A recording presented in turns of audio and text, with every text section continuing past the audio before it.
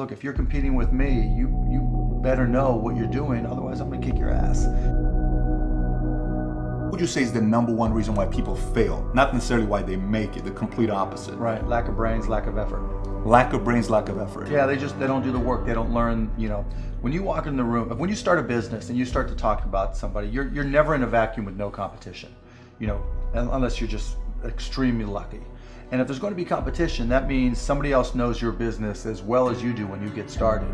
And if you walk into a competitive environment and they still know more about the business than you do and more about your customers, you're going to lose. But most people don't consider that. They don't do the work. They don't learn more about their industry. They don't know even about their business. And so you've got to put in the effort to know more about your industry than anybody else. And that's the brains part, and that's the effort part as well.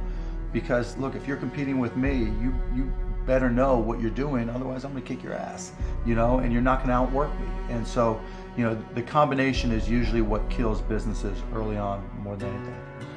Do you think there's a proven formula that if a brand rookie guy, he's got a lot of ambition, he's got a lot of desire, but not a lot of knowledge and how to, do you think if he follows a formula, he's guaranteed to make it as an entrepreneur? No. Okay, so you don't believe there's a guarantee to make it? No, because who knows who you're gonna be competing with. So if you put two people both following the same formula, both in the same industry, right? Which one wins? Maybe they both can win and both be successful, but so I don't think there's a default template for success, but I think there's things that you can do to put yourself in the best position to succeed. So I talk about stuff in the book. I talk about the one thing in business you can control is effort. Going out there and sales, curing all. So I think and I agree with your point that there are things that if you do them, you put yourself in the best position to succeed. But if you just walk into a buzzsaw and somebody else is doing them a little bit better, it happens. Now, are you saying to compete at your level, there's no way? Or just any level, right? Just any level. So even if you put a formula for me, I followed it. Will I eventually be able to make $250,000 a year if I follow the plan? I'm not talking about 100 million. Yeah, but you got to pick where too, right? Right. So I was industry-wise, right? maybe? Yeah, I was at a business plan competition, and they were talking about making big money reselling travel plans and making $3 in affiliate commissions, right? It's just not going to happen. You have to be smart. You have to be smart. You can pick the wrong things, and you're talking, alluding to it earlier about entrepreneurs being born or built, and I think I knew I was wired to be excited about business. How or why, I don't know, but and there's certain guys that have the genetics to jump out of the gym, right? There's certain guys, that when they golf, they have the muscle memory and the discipline. Dirk Nowitzki may not be the most talented guy in the NBA, but his discipline and his focus to do what's necessary to be successful, he's willing to do, and combine it with being 7 feet tall and being skilled, it makes him an amazing basketball player. So it's understanding what your skill set is, finding the right place to use those skills, and then going for it. Will that make you $250,000? It depends if you pick the right industry. But whatever industry you pick, if you outwork everybody, if you try to be a little smarter than everybody, if you try to be a better salesperson than everybody, if you try to be better prepared than everybody, you've got your best chance. Because if you don't do it and somebody else does, I have the saying, work like someone's trying to take it all away from you. I actually work like someone's spending 24 hours, working 24 hours to take it all away from you. And that's kind of the way I look at it. To me, through my experience in businesses, I can put myself in his position and say, okay, here are 900 of the 1,000 things he has to be aware of, and then go through and ask. And by how many of those or her issues they've been able to address already, that kind of gives me a sense of how hard they're willing to work. And I can tell by the questions they ask me. So all I have to do is say, okay, what do you want to know? And when they start saying, what should I do? They ask you. Yeah, and that's fine, right? And I want them to ask questions, but people like to say, the only stupid questions are the ones you don't ask, and that's not right? Because the questions you ask tell whoever more about you than anything else you do.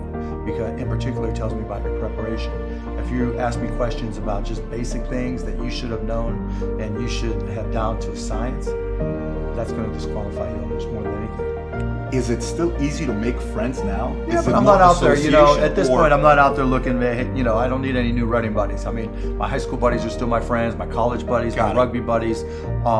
the guys when I first came to Dallas that were my friends then are my friends now. I've got 3 kids, so it's more, my family just takes up so much of my time along with business. So I'm not, and even back in the day when I was single, I was still successful. I could tell the gold diggers from the real friends. I mean, it was pretty easy. Got it. Did association play a big role with you or not really? Not really for you? Yeah. Because you were so determined, it didn't matter. Nobody could influence you, influence other people. Yeah, I just went and did my thing. Makes sense.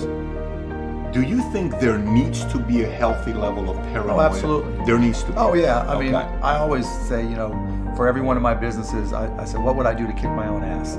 You're right. So whatever business you have, there's somebody trying to put you out of business. There's somebody trying to take a bite out of your business. And it's better for you to figure out how they're going to do it rather than they do it.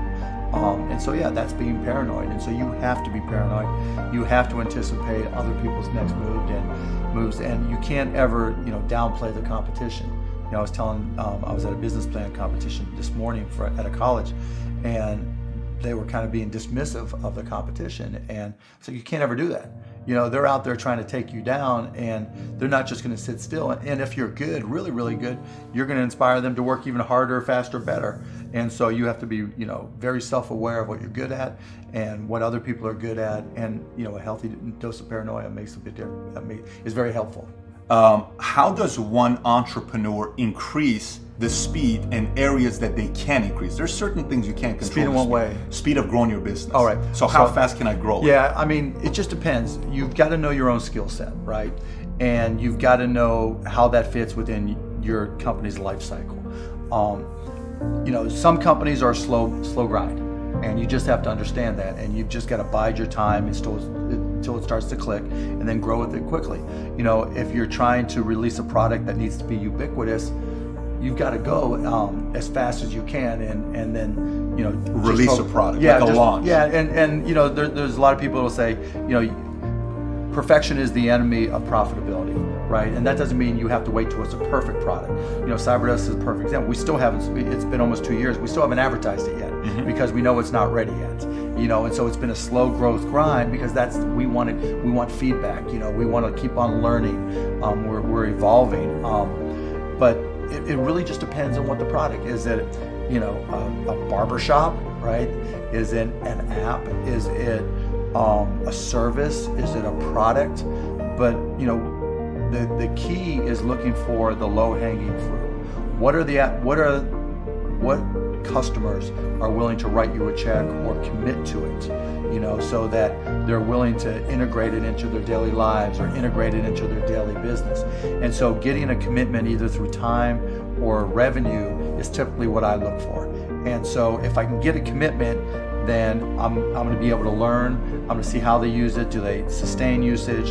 And then once I get the next one, hopefully it came a little bit faster than the first one. Then I can ask for referrals, and then the next one, and I just try to ramp it up. When I bought the Mavs, we had no season ticket holder base, and so literally it was a matter of just putting a list of former season ticket holders and a white pages back then, on my desk next to my phone and making phone calls. Yeah, me. Yeah, because if I'm not going to do it, how can I expect someone else to do it, right? So just get on the phone. Hey, this is Mark Cuban. I'm the new owner of the Dallas Mavericks. I'd like to invite you back for a game. It's not, though. This is my business. But you can't get regular sales guys or something to make those calls once they get to a quarter. You're a guy that's a billionaire. You're making those calls. But that's all, and that's fine and good, right? Because everybody's got their own goals, right?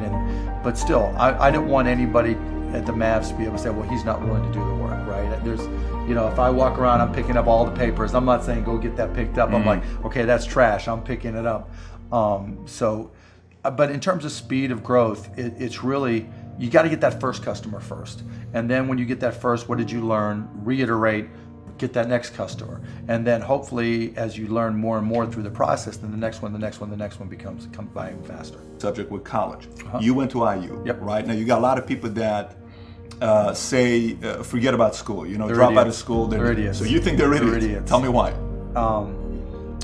If you're going to have and run a business, if you don't understand accounting, you're already behind the 8 ball. Can't you hire a guy that knows how to run But then accounting? they still have to communicate to you, right? I mean, there's people that don't understand the concept of, the difference between profits and cash.